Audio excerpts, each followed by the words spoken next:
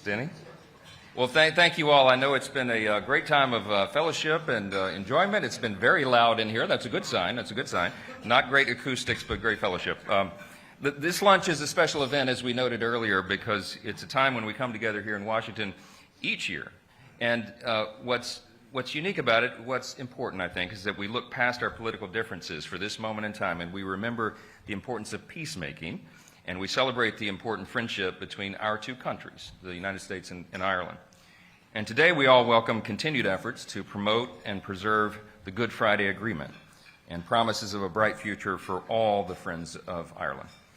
And certainly at this time, in many ways, our hearts are heavy in spite of the fun fellowship, because stability is being threatened in Europe and in the Middle East, and our allies and friends such as Israel and Taiwan continue to fight for their very right to exist.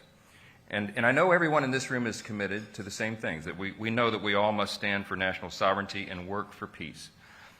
And this is an important time for all of us to encourage a productive dialogue and mutual respect, and even when we may disagree on matters of politics and policy, which is inevitable, we should all appreciate traditions like this, an occasion for thoughtful discourse where we can thoughtfully move beyond what Yeats called polite but meaningless words. When we do that, it restores trust among the people and it renews faith in our institutions. And I think all of us know that we need that desperately right now. So today I'm happy that we're able to showcase the Irish spirit of charity and humor and friendship that flows through your children and through my children and all the children and all of the Friends of Ireland. So I have the distinct pleasure now of introducing our Commander-in-Chief and someone who is known everywhere as America's most famous Irishman, President Joe Biden.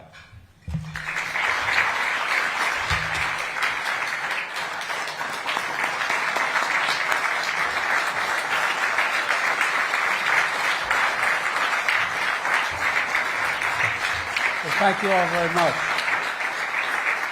Thank you. Well, Mr. Speaker, thank you very much. I was telling the Speaker at dinner when a good friend of mine, and many of you, a former senator from Oregon, Senator Smith, came to me when I was Vice President and said, you know, I've checked it out, you're able to accept this gift. I said, what's the gift? He said, well, the single most significant compilation of historical records and family records are held by the Mormon Church. And he said, we want to do a background for you. We want to check your genealogy for you. And they ended up showing up 5 months later with 6 volumes. And one of them pointed out that on the one side of the family, the ones who came from County Louth, they started off in New Orleans. And I warned them, it could have stayed. I would have been in a bit of trouble. Folks, look, Mr. Speaker, and I want you to know that diplomat Shane Leslie once wrote, every St. Patrick's Day, every Irishman goes out to find another Irishman to make a speech to. So thank you for allowing me to find you. Mom, it's okay. Look, you know, I'm glad I found all of you, because no matter how much we debate, no matter how much we disagree, we always have been able to come together as Friends of Ireland. And, you know, the friendship goes back centuries, but today is an important period, an important milestone. Nearly 100 years of diplomatic relations, Taoiseach, and every 100 years of Ireland and the United States. So, Mr. Speaker, thank you for hosting us today. It's a tradition I've always enjoyed. And Taoiseach, thank you for joining us again. You know, I also like to extend the 100,000 welcomes to all the leaders who are involved in the Ireland and Northern Ireland agreement that they've now put it together. And I think, I just wonder whether my mother would have ever thought that would happen. But it's happened, and it's great. You know, it's great to come together once again. To all Irish Americans, Democrats and Republican members here, I'm glad to be united on this issue, and we begin the next century of a real partnership. It's been a partnership that's really increasing now. And finally, to all they wish they're Irish, I'm glad you're here too. My grandfather used to say that being Irish is enough. At any rate, I won't go into that. But I stand here as a proud descendant of the Finnegans and the Blewitts, the Finnegans from County Mayo, which I just was there not long ago, and the Finnegans from County Louth. And this pride is part of my soul. I'm sure that all of you who are Irish ancestors feel the same way. In fact, as many of you know, when I served in Capitol Hill, my colleagues used to kid me because I was quoting Irish poets. They thought I quoted Irish poets, Rev, because I was Irish. I don't do it for that reason, because they're the best poets in the world. That's why I quoted them. Stenny, it's true. And, I really, today, there's one poem in particular that comes to mind. It was written by my great-grandfather, Edward Francis Blewett, who was only the second Catholic elected to the state senate in the state of Pennsylvania back in 1906. And he wrote a book of poems, 100 poems, and about he referred to as his Ireland. One he called The Worker, and here's what it said. No barrier is too thick or strong to stay the onward march each day. A goal they seek, a goal they find. Hardship for them is but real play. And I think together, Ireland and America are always marching forward toward a better world, toward a better life, and one of greater liberty, greater dignity, and greater equity, opportunity, and possibilities for everybody, possibilities. I was with Xi Jinping a couple years ago on the Tibetan Plateau, and he asked me, could I define America? And I said, this is recorded by him as well. I said, yes, in one word. And he said, what's that? I said, possibilities. Think about it. What defines us as Americans? We think anything is possible. Anything is possible. We do it together. Well, together, Ireland and America have always moved onward for a better future. One of greater liberty, greater dignity, greater equality, opportunity, and possibility. And even when those barriers seem so thick and so strong, even when we face sorrow, setbacks, and divisions, and darkness, together we've always persevered, Ireland and the United States. We've always held out hope and horizons that we've not yet seen. You know, I often say that the Irish are the only people in the world who are nostalgic about tomorrow. Think about it. That's an original quote, unfortunately. But that just seems who we are. And I often say that because wherever there's a yearning for freedom, wherever there is a call for progress, people around the world, they can always count on Ireland and the United States to be on their side, not just for hope, but to help them on their march forward. We see this in our support of Ukraine and the people in the face of Putin's vicious onslaught against Ukraine. Taoiseach, we had a meeting earlier today. I told you that I'm deeply grateful for Ireland's unwavering humanitarian aid to the people of not only Ukraine, but also Gaza. I'm committed to continue to do our part. I'm confident the vast majority, and excuse me for saying this, but I think a vast majority of members of Congress are willing to do their part and to continue to urge every member in this room to stand up to Vladimir Putin. He's a thug. He's a thug.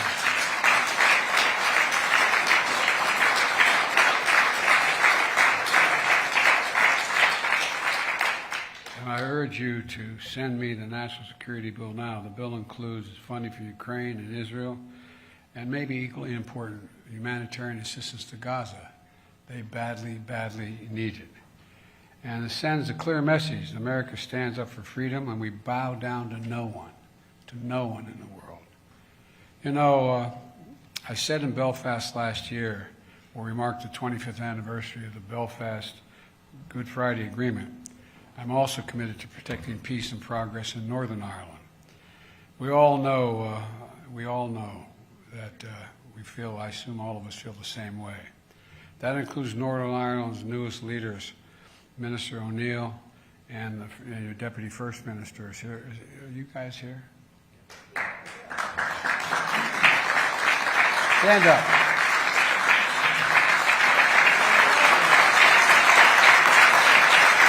Thank you.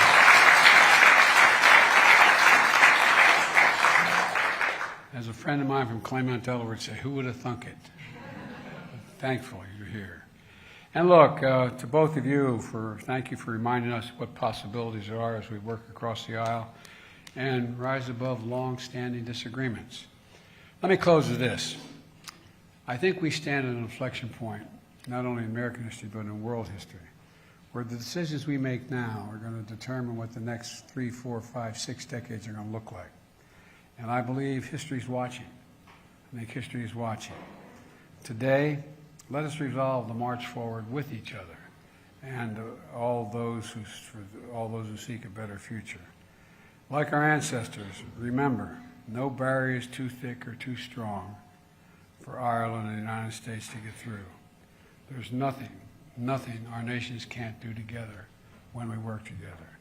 And I mean that from the bottom of my heart. I'm confident there's not a thing we can't do if we work together. And I say the same thing. Remember, this is the United States of America. There's nothing beyond our capacity when we work together.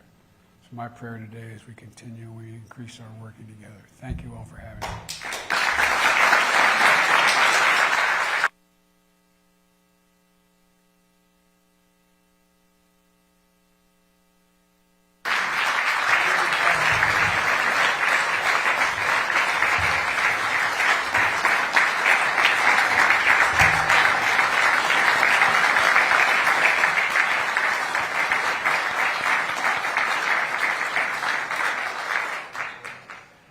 Thank you for your remarks, Mr. President. And our next guest, though he is now leading a country, and I believe he is the youngest to ever hold his office, he started out, you may not know this, as an intern in these very halls more than 2 decades ago.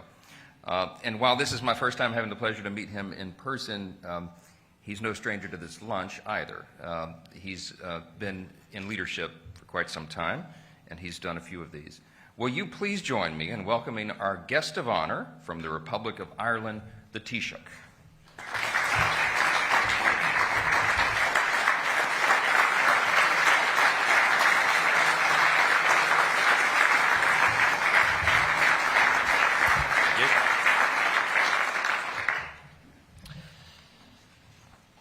Gwyniushla, Acharja, Mr. Speaker, Mr. President, members of Congress, First Minister, Deputy First Minister, esteemed friends and colleagues. It is an honour and a privilege to be back among friends here in Washington, D.C. today. And thank you, Mr. Speaker, for continuing the tradition of hosting this lunch today. We are very appreciative. I believe that Ireland is perhaps the only country in the world that can get away with turning our national holiday into an international week of events, or in some places a whole month. We're also unique in having a national holiday where the head of government and all the senior ministers leave the country to celebrate it around the world with our diaspora and our friends and our allies. St. Patrick's Day is more than our national holiday. It is an international moment. It's when we get to share our story with the world, a story of faith in the future, no matter what the obstacles, hope in our ability to work together for the greater good, and of charity towards those who are experiencing suffering. As the President acknowledged, since we last gathered here last year, the institutions of the Good Friday Agreement have returned, and it's hugely significant that we're joined here today by the First Minister and the Deputy First Minister, Michelle O'Neill and Emma Little-Pengelly, two women from different political traditions who are showing what can be achieved working together, holding jointly a co-equal office as heads of government of Northern Ireland. It is so good to have both of you here today.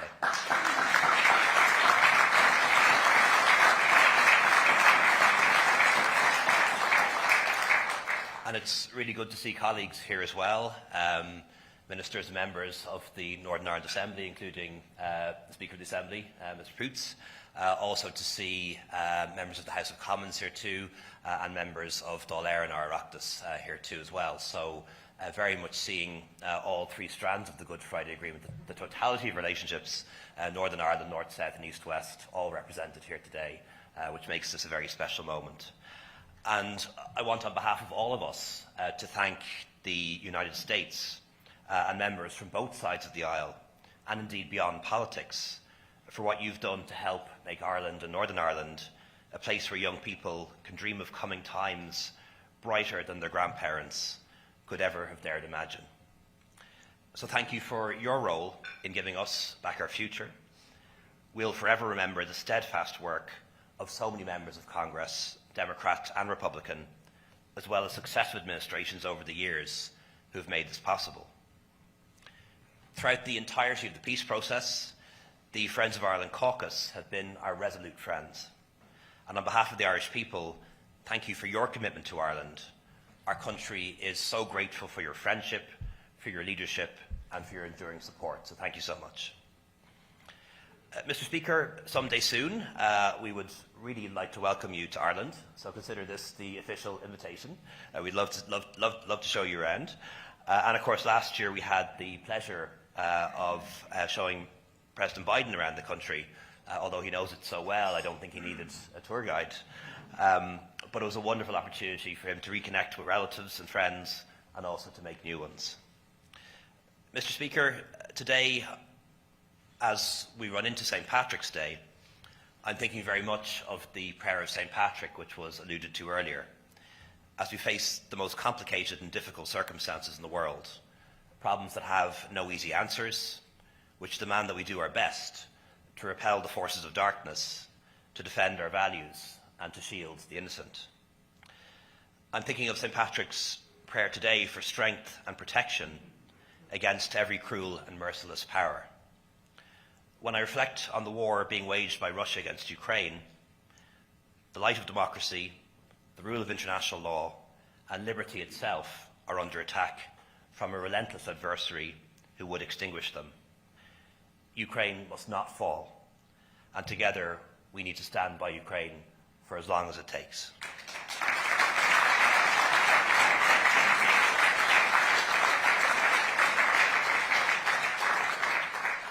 I'm also thinking of St. Patrick's prayer today when he prayed for the wisdom to guide us, when I reflect on the catastrophe that's unfolding in the Middle East, the savage attacks of October 7th on Israel, and the terrible violence and loss of human life in Gaza, which has followed and continues, and we very much want that to end.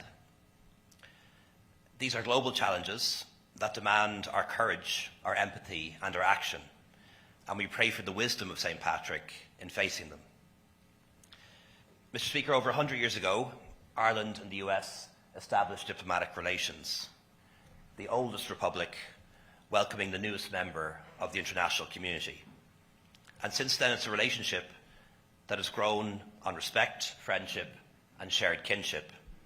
So thank you so much for helping us in those 100 years to take our place among the nations of the world. We look forward to working with America for the next 100 years, a second century of friendship and alliance. Laila Podrick, son of Díomh Gallair, happy St. Patrick's Day, and thank you very much.